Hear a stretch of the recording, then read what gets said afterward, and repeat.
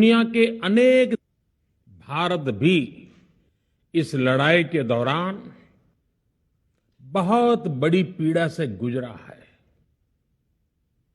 हम में से कई लोगों ने अपने परिजनों को, अपने परिचितों को खोया है। ऐसे सभी परिवारों के साथ मेरी पूरी संवेदनाएं हैं। साथियों, बीते 100 वर्षों में आई ये सबसे बड़ी महामारी है, त्रासदी है।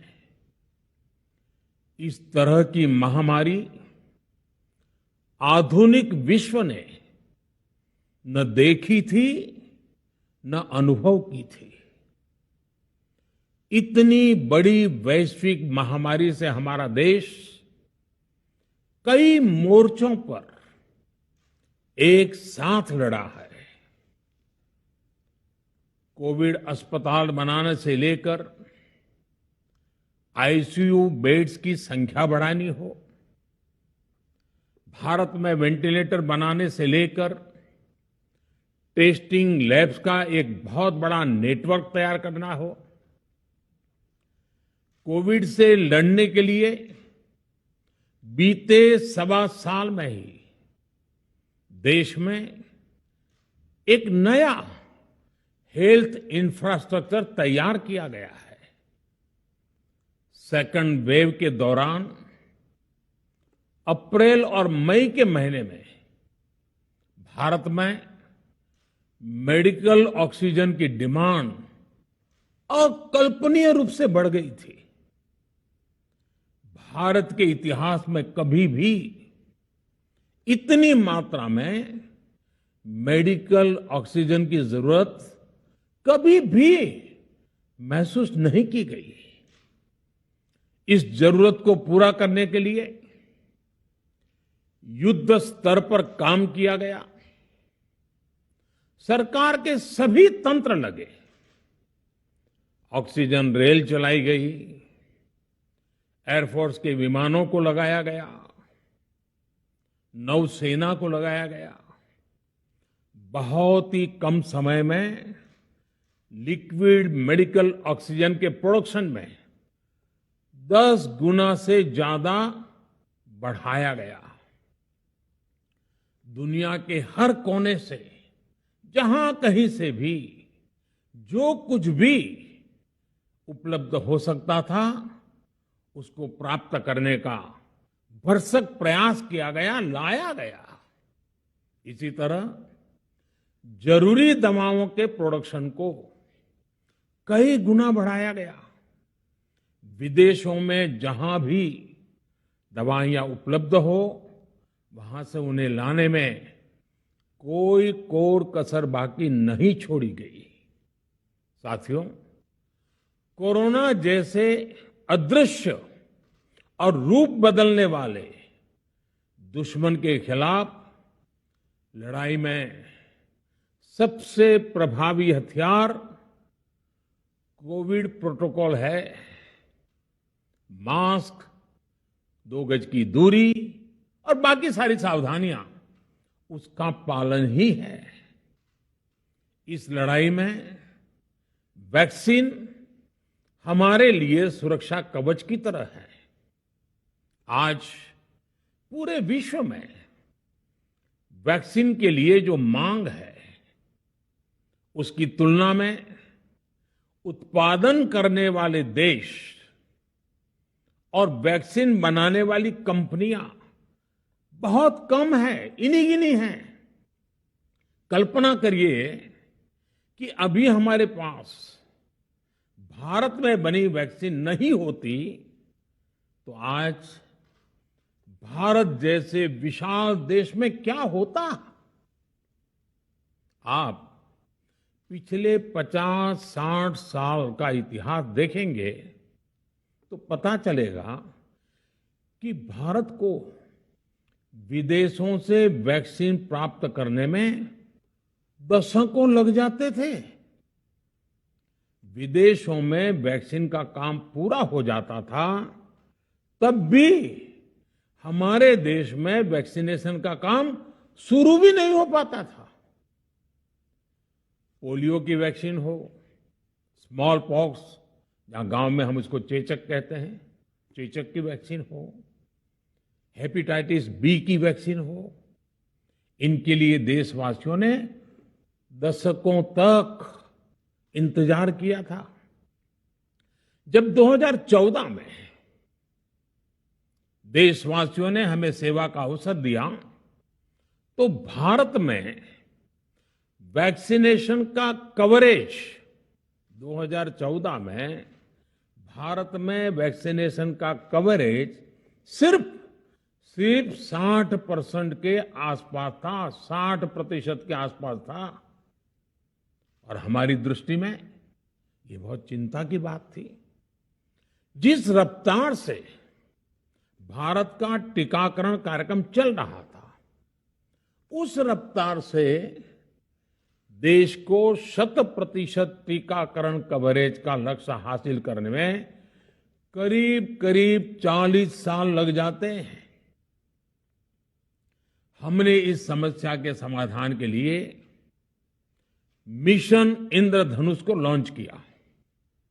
हमने तय किया कि मिशन इंद्रधनुष के माध्यम से युद्ध स्तर पर वैक्सीनेशन किया जाएगा और देश में जिसको भी वैक्सीनेशन की जरूरत है उसे वैक्सीन देने का प्रयास होगा। हमने मिशन मोड में काम किया और सिर्फ 5-6 साल में ही वैक्सीनेशन कवरेज 60% से बढ़कर 90% से भी ज्यादा हो गई। 60 से 90, यानी हमने वैक्सीनेशन की स्पीड भी बढ़ाई और दायरा भी बढ़ाया। हमने बच्चों को कई जानलेवा बीमारियों से बचाने के लिए कई नए टीकों का भी भारत के टीकाकरण अभियान का हिस्सा बना दिया। हमने इसलिए किया क्योंकि हमें हमारे देश के बच्चों की चिंता थी, गरीब की चिंता थी, गरीब के उन बच्चों की चिंता थी जिन्हें कभी टीका लग ही नहीं पाता था। हम 100% टीकाकरण कवरेज की तरफ बढ़ रहे थे कि कोरोना वायरस ने हमें घेर लिया। देश ही नहीं, दुनिया के सामने फिर पुरानी आशंकाएं घिरने लगी कि अब भारत कैसे इतनी बड़ी आबादी को बचा पाएगा। लेकिन साथियों, जब नीयत साफ होती है, नीति स्पष्ट होती है, निरंतर परिश्रम होता है, तो नतीजे भी मिलते हैं। हर आशंका को दरकिनार करके भारत ने 1 साल के भीतर ही एक नहीं बल्कि 2 made in India vaccine launch कर दी। हमारे देश ने, देश के वैज्ञानिकों ने ये दिखा दिया कि भारत बड़े बड़े देशों से पीछे नहीं है। आज जब मैं आपसे बात कर रहा हूं तो देश में 23 करोड़ से ज्यादा वैक्सीन की डोज दी जा चुकी है। 23 करोड़। साथियों, हमारे यहां कहा जाता है, विश्वासेन सिद्धिः, विश्वासेन सिद्धिः, अर्थात हमारे प्रयासों में हमें सफलता तब मिलती है जब हमें स्वयं पर विश्वास होता है। हमें पूरा विश्वास था कि हमारे वैज्ञानिक बहुत ही कम समय में वैक्सीन बनाने में सफलता हासिल कर लेंगे। इसी विश्वास के चलते जब हमारे वैज्ञानिक अपना रिसर्च वर्क कर ही रहे थे, तभी हमने लॉजिस्टिक्स और दूसरी तैयारियां शुरू कर दी थी। आप सब भली भांति जानते हैं कि पिछले साल यानी एक साल पहले, पिछले साल अप्रैल में जब कोरोना के कुछ ही हजार केस थे, उसी समय वैक्सीन टास्क फोर्स का गठन कर दिया गया था। भारत के लिए वैक्सीन बनाने वाली कंपनियों को सरकार ने हर तरह से सपोर्ट किया। वैक्सीन निर्माताओं को क्लिनिकल ट्रायल में मदद की गई, रिसर्च और डेवलपमेंट के लिए जरूरी फंड दिया गया। हर स्तर पर सरकार उनके साथ कंधे से कंधा मिलाकर चली। आत्मनिर्भर भारत पैकेज के तहत मिशन कोविड सुरक्षा के माध्यम से भी उन्हें हजारों करोड़ रुपए उपलब्ध कराए गए। पिछले काफी समय से देश लगातार जो प्रयास और परिश्रम कर रहा है, उससे आने वाले दिनों में वैक्सीन की सप्लाई और भी ज्यादा बढ़ने वाली है। आज देश में 7 कंपनियां विभिन्न प्रकार की वैक्सीन का प्रोडक्शन कर रही है। 3 और वैक्सीन का ट्रायल भी एडवांस स्टेज पे चल रहा है। वैक्सीन की उपलब्धता बढ़ाने के लिए दूसरे देशों की कंपनियों से भी वैक्सीन खरीदने की प्रक्रिया को तेज किया गया है। इधर हाल के दिनों में कुछ एक्सपर्ट्स द्वारा हमारे बच्चों को लेकर भी चिंता जताई गई है। इस दिशा में भी 2 वैक्सीन का ट्रायल तेजी से चल रहा है। इसके अलावा अभी देश में एक नेजल वैक्सीन पर भी रिसर्च जारी है। इसे सिरिंज से न देकर नाक में स्प्रे किया जाएगा। देश को अगर निकट भविष्य में इस वैक्सीन पर सफलता मिलती है, तो इससे भारत के वैक्सीन अभियान में और ज्यादा तेजी आएगी। साथियों, इतने कम समय में वैक्सीन बनाना अपने आप में पूरी मानवता के लिए बहुत बड़ी उपलब्धि है, लेकिन इसकी अपनी सीमाएं भी हैं। वैक्सीन बनने के बाद भी दुनिया के बहुत कम देशों में वैक्सीनेशन प्रारंभ हुआ। विभिन्न दलों के साथियों द्वारा जो सुझाव मिले, उसका भी पूरा ध्यान रखा। इसके बाद ही ये तय हुआ कि जिन्हें कोरोना से ज्यादा खतरा है, उन्हें प्राथमिकता दी जाएगी। इसलिए ही हेल्थ वर्कर्स, फ्रंटलाइन वर्कर्स, 60 वर्ष की आयु से ज्यादा के नागरिक, बीमारियों से ग्रसित 45 वर्ष से ज्यादा आयु के नागरिक, इन सभी को वैक्सीन पहले लगनी शुरू हुई है। आप कल्पना कर सकते हैं कि अगर कोरोना की दूसरी वेव से पहले हमारे फ्रंटलाइन वर्कर्स को वैक्सीन नहीं लगी होती तो क्या होता? सोचिए, हमारे डॉक्टर्स, नर्सिंग स्टाफ को वैक्सीन ना लगी तो क्या होता? अस्पतालों में सफाई करने वाले हमारे भाई बहनों को, एम्बुलेंस के हमारे ड्राइवर्स भाई बहनों को वैक्सीन ना लगी होती तो क्या होता? ज्यादा से ज्यादा हेल्थ वर्कर्स को वैक्सीनेशन होने की वजह से ही वो निश्चिंत होकर दूसरों की सेवा में लग पाए, लाखों देशवासियों का जीवन बचा पाए। लेकिन देश में कम होते कोरोना के मामलों के बीच केंद्र सरकार के सामने अलग अलग सुझाव भी आने लगे, भिन्न भिन्न मांगे होने लगी, पूछा जाने लगा सब कुछ भारत सरकार ही क्यों तय कर रही है, राज्य सरकारों को छूट क्यों नहीं दी जा रही है, राज्य सरकारों को लॉकडाउन की छूट क्यों नहीं मिल रही है, one size does not fit all जैसी बातें भी कही गई। दलील ये दी गई कि संविधान में चूंकि हेल्थ, आरोग्य प्रमुख रूप से राज्य का विषय है, इसलिए अच्छा है कि सब राज्य ही करें। इसलिए इस दिशा में एक शुरुआत की गई।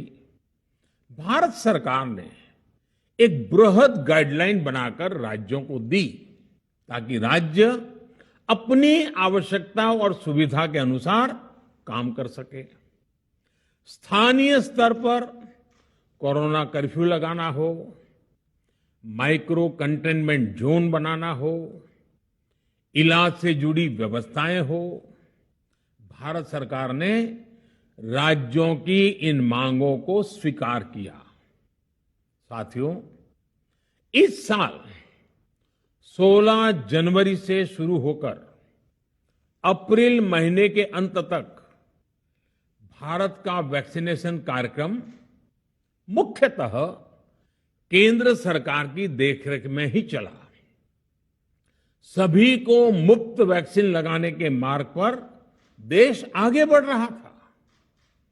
देश के नागरिक भी अनुशासन का पालन करते हुए अपनी बारी आने पर वैक्सीन लगवा रहे थे। इस बीच कई राज्य सरकारों ने फिर कहा कि वैक्सीन का काम डिसेंट्रलाइज किया जाए और राज्यों पर छोड़ दिया जाए। तरह तरह के स्वर उठे, जैसे कि वैक्सीनेशन के लिए एज ग्रुप क्यों बनाए गए। दूसरी तरफ किसी ने कहा कि उम्र की सीमा आखिर केंद्र सरकार ही क्यों तय करे। कुछ आवाजें तो ऐसी भी उठी कि बुजुर्गों का वैक्सीनेशन पहले क्यों हो रहा है। भांति भांति के दबाव भी बनाए गए। देश के मीडिया के एक वर्ग ने इसे कैंपेन के रूप में भी चलाया। साथियों, काफी चिंतन मनन के बाद इस बात पर सहमति बनी कि राज्य सरकारें अपनी तरफ से भी प्रयास करना चाहती हैं, तो भारत सरकार को क्यों इतराज हो और भारत सरकार इतराज क्यों करे। राज्यों की इस मांग को देखते हुए, उनके आग्रह को ध्यान में रखते हुए 16 जनवरी से जो व्यवस्था चली आ रही थी, उसमें प्रयोग के तौर पर एक बदलाव किया गया। हमने सोचा कि राज्य ये मांग कर रहे हैं, उनका उत्साह है, तो चलो भाई 25% का काम उन्हीं को सुपुर्द कर दिया जाए, उन्हीं को दे दिया जाए। स्वाभाविक है 1 मई से राज्यों को 25% काम उनके हवाले कर दिया गया। उसे पूरा करने के लिए उन्होंने अपने अपने तरीके से प्रयास भी किए। इतने बड़े काम में किस तरह की कठिनाइयां आती हैं, ये भी उनके ध्यान में आने लगा। उनको पता चला पूरी दुनिया में वैक्सीन की क्या स्थिति है, इसकी सच्चाई से भी राज्य परिचित हुए। और हमने देखा, एक तरफ मई में सेकेंड वेव, दूसरी तरफ वैक्सीन के लिए लोगों का बढ़ता रुझान, और तीसरी तरफ राज्य सरकारों की कठिनाइयां। मई में 2 सप्ताह बीतते बीतते कुछ राज्य खुले मन से ये कहने लगे कि पहले वाली व्यवस्था ही अच्छी थी। धीरे धीरे इसमें कई राज्य सरकारें जुड़ती चली गई। वैक्सीन का काम राज्यों पर छोड़ा जाए, जो इसकी वकालत कर रहे थे उनके विचार भी बदलने लगे। एक अच्छी बात रही कि समय रहते राज्य पुनर्विचार की मांग के साथ फिर आगे आए। राज्यों की इस मांग पर हमने भी सोचा कि देशवासियों को तकलीफ ना हो, सुचारू रूप से उनका वैक्सीनेशन हो। इसके लिए 1 मई के पहले वाली, यानी 1 मई के पहले 16 जनवरी से अप्रैल अंत तक जो व्यवस्था थी, पहले वाली पुरानी व्यवस्था को फिर से लागू किया जाए। साथियों, आज ये निर्णय लिया गया है कि राज्यों के पास वैक्सीनेशन से जुड़ा जो 25% काम था, उसकी जिम्मेदारी भी भारत सरकार उठाएगी। ये व्यवस्था आने वाले 2 सप्ताह में लागू की जाएगी।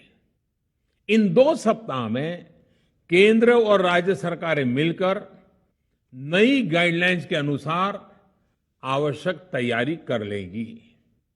संयोग है कि 2 सप्ताह बाद 21 जून को ही अंतर्राष्ट्रीय योग दिवस भी है। 21 जून सोमवार से देश के हर राज्य में 18 वर्ष से ऊपर की उम्र के सभी नागरिकों के लिए भारत सरकार राज्यों को मुफ्त वैक्सीन मुहैया कराएगी।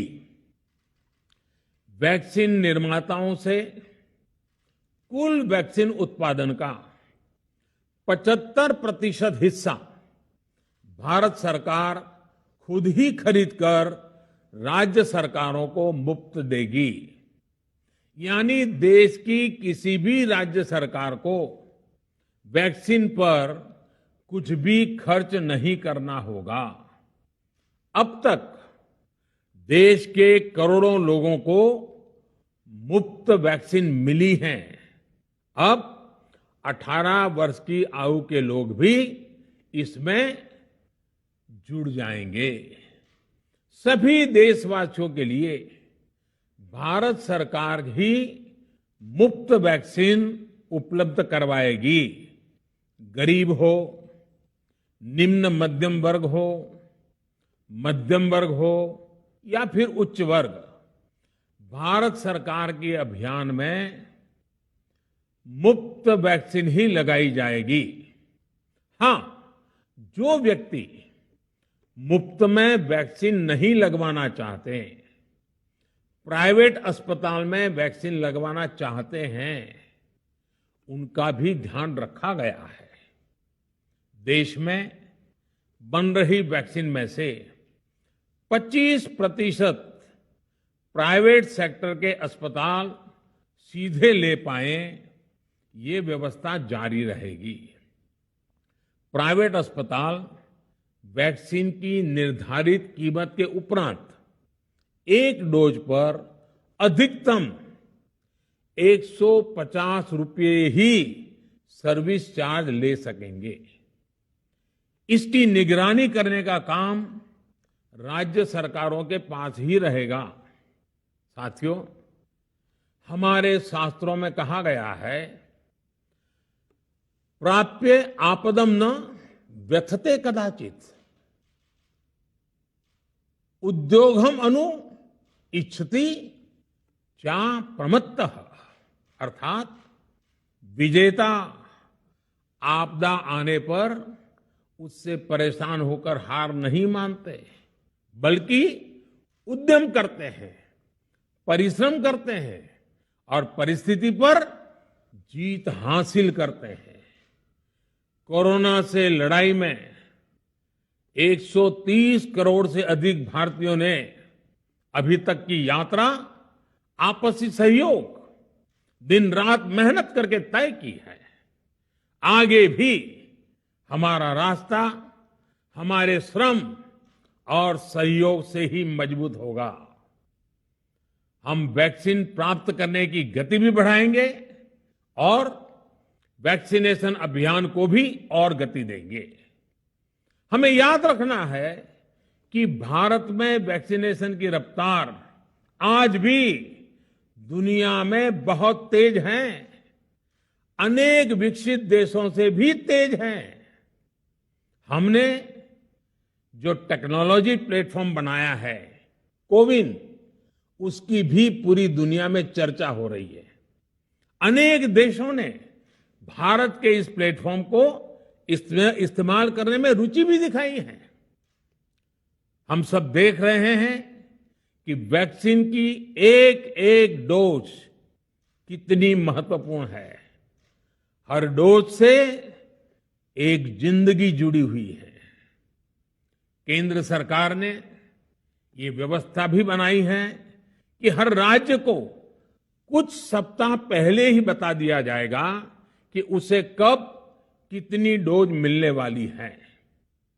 मानवता के इस पवित्र कार्य में वाद विवाद और राजनीतिक छींटाकशी से ऐसी बातों को कोई भी अच्छा नहीं मानता है। वैक्सीन की उपलब्धता के अनुसार पूरे अनुशासन के साथ वैक्सीन लगती रहे, देश के हर नागरिक तक हम पहुंच सके, ये हर सरकार, हर जनप्रतिनिधि, हर प्रशासन की सामूहिक जिम्मेदारी है। प्रिय देशवासियों, टीकाकरण के अलावा आज एक और बड़े फैसले में, उस फैसले से मैं आपको अवगत कराना चाहता हूं। पिछले वर्ष जब कोरोना के कारण लॉकडाउन लगाना पड़ा था, तो प्रधानमंत्री गरीब कल्याण अन्न योजना के तहत 8 महीने तक 80 करोड़ से अधिक देशवासियों को मुफ्त राशन की व्यवस्था हमारे देश ने की थी। इस वर्ष भी दूसरी वेव के कारण मई और जून के लिए भी इस योजना का विस्तार किया गया था। आज सरकार ने फैसला लिया है कि प्रधानमंत्री गरीब कल्याण अन्न योजना को अब दीपावली तक आगे बढ़ाया जाएगा। महामारी के इस समय में सरकार गरीब की हर जरूरत के साथ उसका साथी बनकर खड़ी है। यानी नवंबर तक 80 करोड़ से अधिक देशवासियों को हर महीने तय मात्रा में मुफ्त अनाज उपलब्ध होगा। इस प्रयास का मकसद यही है कि मेरे किसी भी गरीब भाई बहन को, उसके परिवार को भूखा सोना ना पड़े। साथियों, देश में हो रहे इन प्रयासों के बीच कई क्षेत्रों से वैक्सीन को लेकर भ्रम और अफवाहों की जानकारी चिंता बढ़ाती है।